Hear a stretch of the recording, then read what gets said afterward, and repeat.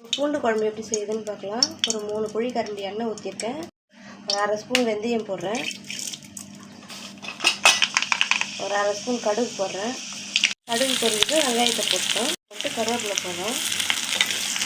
நம்ம பூண்டு போடுறோம்.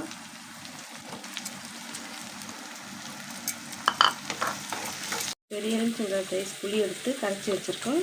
1/2 ஸ்பூன் மஞ்சள்தூள் போடுறோம். 3 ஸ்பூன் மிளகாத்தூள், வீட்டு மிளகாத்தூள் போடுறோம். இதுலேயே உப்பு போட்டு கரைச்சி வச்சுருக்கோம். பூண்டு வெங்காயம் இந்த அளவுக்கு வதங்கணும்னு நம்ம தக்காளி போடுறோம். தக்காளி பழம் வந்து கொஞ்சம் கம்மியாக தான் போட்டுக்கணும். ஒரு 3 தக்காளி, 3 வெங்காயம்னா 2 தக்காளி போட்டுக்கணும். அப்போ தான் நல்லாயிருக்கும். பெருகிட்டோம்னா நம்ம பூண்டும் வெங்காயமும் வந்து பாதி போடணும். அப்போ டேஸ்ட்டு நல்லாயிருக்கும்.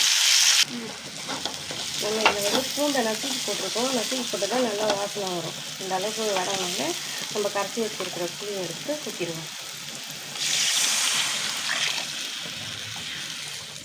அவ்வளோதான்.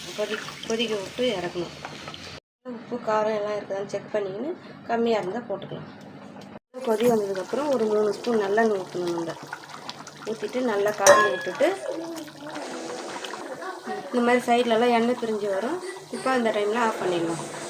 செஞ்சு சாப்பிட்டு பாருங்கள். எப்படி இருக்குன்னு லைக் பண்ணுங்கள், ஷேர் பண்ணுங்கள், கமெண்ட் பண்ணுங்கள். நன்றி.